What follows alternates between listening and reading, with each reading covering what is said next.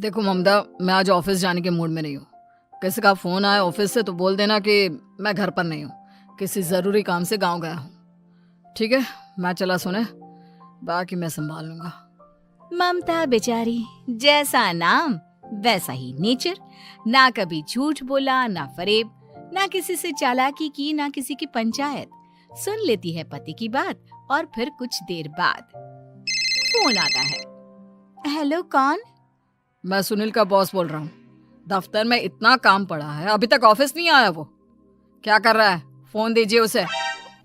जी वो तो सो रहे हैं, कह रहे हैं कि आज गर्मी बहुत है तो घर के मजे लेंगे। बॉस को बीवी की बात पर गुस्सा आ जाता है। तो उसे बोल दीजिएगा कि अब घर में गर्मी के ही मजे ले, कोई जरूरत नहीं है यहाँ आने की। ये बोलकर बॉस फोन रख देता है। ममता सारी बात सुनील को बता देती है। न जाने किस बेवकूफ से पाला पड़ा है, समझ नहीं आता। तुम्हारे कारण मेरी नौकरी चली गई। अरे झूठ बोलने में क्या जा रहा था तुम्हारा? ममता को समझ में नहीं आ रहा था कि उसकी खता क्या थी। अरे जो है वही तो बोला। फिर एक रोज, बहू, अरे आ बहू, कहाँ है तेरा पति? इस महीने घर के खर्चे के पैसे भी नहीं भेजे। क्यों, माँ बाप की फिक्र खत्म हो गई है क्या उसे? बाय लागू माँ जी, वो ये बोल रहे थे कि माँ को क्या है, घर का राशन, खेत का पैसा, मवेशी का दूध, फिर भी न जाने क्यों मेरे सर पर भार देकर बैठी है। तभी सुनील ममता के मुंह पर हाथ रख देता है। क्यों रे कलमुँह है, हटा बहू के मुंह से हाथ। अरे क्या क्या बोलता है तू? वो तो इसकी झूठ बोलने की आदत नहीं है, इसलिए पता चल रहा है। देख मेरी सास कितनी शरीफ है। हाँ, तेरी माँ तो मोहल्ले की बदमाश है ना, और तेरी सास शरीफ है। बेटा ममता को देखता है और गुस्से से बोलता है। अब खड़ी खड़ी देख क्या रही हो? और भी कुछ कहना है क्या? माँ आई है ना, जाकर छाछ ले आ ठंडी वाली। ममता अंदर चली जाती है। माँ, इसके सच बोलने की आदत के कारण मेरी नौकरी जाते जाते रह गई। वो तो मैंने अगले दिन जाकर पैर पकड़ लिए मालिक के, नहीं तो।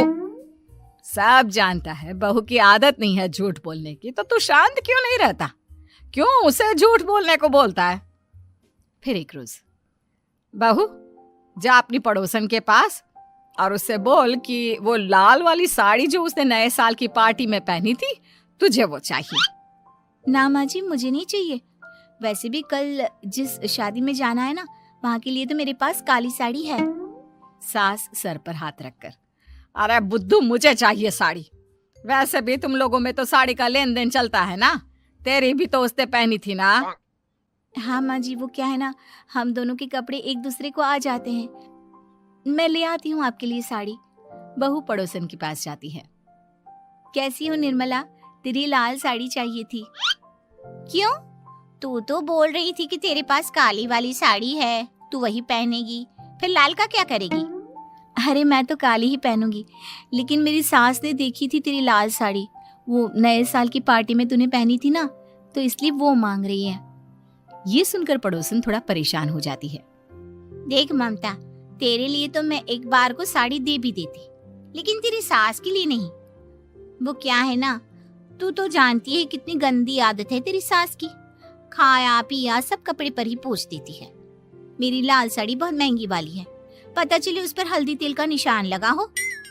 ममता घर आ जाती है खाली हाथ। ममता को देखकर, नहीं देना उसका लूटी ने साड़ी। अब आए तुझसे लेने तेरा सामान, अच्छे से बताती हूँ।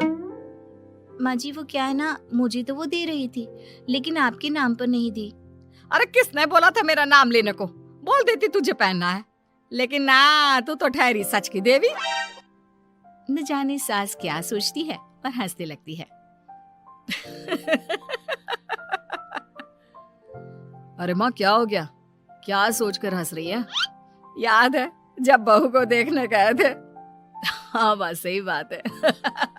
याद आ गया कैसे मेरी सास बाजार के खाने को बोल रही थी कि ममता ने बनाया है। और बहू ने आकर सब बता दिया कि ये सारा खाना तो बाजार से आया है, वो भी कल्लू हलवाई की दुकान से। ममता दोनों की बात सुन रही थी। हाँ माँ जी, वो कल्लू हलवाई का ही था। मुझे तो आज तक पता नहीं चला कि माँ ने क्यों कहा कि मैंने बनाया है। खैर, मैं तैयार होती हूँ, शादी में जाना है ना। पूरा परिवार शादी में जाता है, जहाँ खाना वाना खाकर सभी बैठे होते हैं कि एक औरत ममता की सास से कहती है, क्या बात है बहन जी, मेरी आपकी बात हुई थी तो आप तो बोल रही थी कि लाल साड़ी पहनने वाली हैं, तो मैंने ये काली पहन ली। पता होता कि आप लाल नहीं पहन रही हैं तो मैं ही अपनी लाल पहनाती। अच्छा जी, तो इसलिए पूछा जा रहा था। अरे इतनी साड़ियां हैं कि क्या बताऊं। मैंने सोचा तो था, पर ये सामने दिख गई तो यही पहन लिया। अच्छा, मेरी तो तैयारी काफी दिन से चल रही थी, फिर भी आज ऐसा लग रहा है कि ठीक से तैयार नहीं हुई मैं। तभी आ जाती है हमारी सच्ची बहू ममता बहू। आंटी जी, वो क्या है ना, पड़ोसन की लाल साड़ी माँ जी को पहननी थी, लेकिन आप तो जानती है माँ जी की आदत, सारा खाया पिया कपड़ों पर ही पोंछ देती है, तो उसने साड़ी देने से ना ऐन वक्त पर मना कर दिया, तो अब इन्होंने ना मेरी साड़ी पहनी है। औरत ममता की सास को घूरती है, अरे मांग कर ही साड़ी पहननी थी क्या? हम जैसे तो खुद की ही साड़ी पहनते हैं, चलो चलते हैं। सास का गुस्सा अब ममता पर फूट पड़ता है। अरे क्या जरूरत थी ये बात सबसे कहने की? अरे घर की इज्जत का कोई ख्याल है कि नहीं तुझे? हाँ, मैंने क्या बोल दिया माँ जी? मुझे क्यों डांट रही है? मेरी गलती क्या है? ममता को रोता देख सुनील आ जाता है। अरे माँ, क्या हो गया? पता है ना शादी का माहौल है। सास सारी बात बेटे को बता देती है। देख रहा है तेरी बहू का हाल। अरे इस लड़की को तो ये भी नहीं पता कि कब कहाँ क्या कैसे बोलना है। अरे लेकर जा इसे यहाँ से। सभी घर आ जाते हैं। सास का मुंह तो फूला ही रहता है कि एक दिन। चलो बेटा, बहुत दिन तुम लोगों के साथ रह ली, अब चलो। वैसे भी ऐसी बहू के साथ समय कैसे कटे, जो ना झूठ बोलती है ना लोगों की चुगली करती है। अरे गांव में ही ठीक हूँ मैं, कम से कम 4 घर की खबर तो मिलती रहती है, वो भी मसाला डालकर। कैसी बात कर रही है माँ? अभी तो आई है, रह जाना, कितना अच्छा लगता है तेरे रहने से घर। तभी ममता आ जाती है। अच्छा लगता है, लेकिन आप तो बोल रहे थे कि न जाने कब तक रुकेगी, जाने का नाम ही नहीं ले रही। जाए तो कम से कम घर में थोड़ा सा फ्री सा तो फील करूं, यही बोल रहे थे कल माँ जी आपके लिए। सास बेटे को देखती है, लेकिन क्या कहती बेचारी, जब अपना ही सिक्का खोटा हो। चली जाती है चुपचाप गांव। फिर एक रोज घर की घंटी बजती है। सामने खड़ा होता है सुनील का बॉस। सुनील है क्या घर में? वो क्या ना, मैं यहाँ से गुजर रहा था तो सोचा थोड़ा ऑफिस का काम डिस्कस कर लूं। ममता कुछ कहती कि तभी वहां सुनील आ जाता है। अरे बॉस, आप आइए आइए। क्या बात है, घर तो बहुत सुंदर है। वैसे भाभी जी, आपकी खूब बातें सुनी है कि आप कभी झूठ नहीं बोलती। ये तो पता नहीं, लेकिन हमेशा सिर्फ कुछ न कुछ ऐसा बोल देती हूँ जिससे परेशानी हो जाती है। मैं ऐसा नहीं चाहती, लेकिन क्या करूँ। खैर, बॉस कुछ देर रुकता है, काम की बात होती है। ममता के साथ सब चाय पीते हैं और जैसे ही बॉस जाने को मुड़ता है कि क्या जी, कितने नेक इंसान है, फालतू ही आप खड़ूस और निकम्मा बोलते हैं इन बॉस को। अब क्या, बॉस के कान तक खुद के लिए अनमोल वचन पड़ जाते हैं। और फिर ओह, तो ये बात है। और क्या कहता है ये? अरे बॉस, आप भी किसकी बात पर विश्वास कर रहे हैं? अरे इससे तो ये भी नहीं पता कि आलू प्याज कहाँ रखा है। अरे ये क्या जाने क्या बोलना है क्या नहीं बोलना है। मतलब जो मुंह में आ रहा है बोले जा रहा है। भाभी जी, आप बताइए। नहीं बॉस, लग रहा है कि कुछ गलत बोल गई मैं। वैसे ये सिर्फ इतना ही बोलते हैं कि आप में कोई टैलेंट है ही नहीं, आपकी नौकरी इन्हीं के कारण तो बची हुई है। अरे बस कर ले अम्मा, अब क्या करवा कर मानेगी, बड़ी मुश्किल से तो नौकरी बची थी मेरी। सही कहा, बची थी, लेकिन अब निकल गई। तेरे टैलेंट के भरोसे चल रही है ना मेरी नौकरी, अब देख तू। अच्छा, तो आप भी यही मानते हैं? वैसे ये बात तो है, सुनील काफी टैलेंटेड है। बॉस चला जाता है। सुनील सर पकड़कर बैठ जाता है। माना सच बोलना एक अच्छी आदत है, लेकिन ममता आज का समय ऐसा नहीं है। तुझे थोड़ा सा समाज को देखकर खुद को बदलना होगा, समझी? जी मुझे तो पता ही नहीं चलता कि मैं क्या गलत कर रही हूँ। यकीन मानिए मैं जानबूझकर नहीं करती।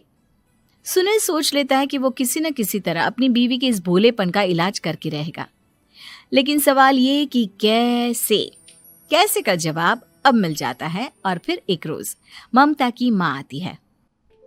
ममता, तुझे तो पता है तेरे पापा का काम ठीक नहीं चल रहा है, कुछ पैसों की जरूरत थी, तेरे पास हो तो मदद कर दे बेटा। ममता माँ को घर खर्चे से बचाए पैसे दे देती है।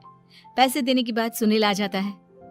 अरे सासू माँ, आज यहाँ कैसे आना हुआ? नहीं बेटा, वो ममता की याद आ रही थी ना तो आ गई। वो क्या है ना, पता है पापा का काम ठीक नहीं चल रहा है तो माँ कुछ पैसे लेने आई थी। क्यों? यहाँ क्या पैसे का पेड़ उगा है? अरे कौन सी माँ अपनी बेटी के ससुराल का खाती है? कोई जरूरत नहीं है पैसे देने की। वापस कर दो माँ जी पैसे और निकलो यहाँ से। आगे से यहाँ पैसे लेने नहीं आना। सुनील ये बोलकर निकल जाता है। उसके जाने के बाद, बेटा ममता, तूने मेरी बेइज्जती कराने के लिए यहाँ बुलाया था क्या? अरे छोटा सा झूठ बोल देती तो तेरी माँ की इज्जत बच जाती, लेकिन चलती हूँ मैं। सास बाहर जाकर बाहर खड़े सुनील से कहती है, तेरे कहने पर बेटा हमने ये नाटक तो खेल लिया, लेकिन उसका क्या असर होता है ये नहीं पता। थोड़ी देर बाद सुनील घर आता है। देखिए, मुझे मेरी गलती का एहसास हो गया है। मैं समझ गई हूँ कि सच कितना सच होता है और उसकी कीमत आज के समय में बहुत बड़ी है। माफ करना, मैं आज से सच कभी नहीं बोलूंगी। क्या? कभी नहीं?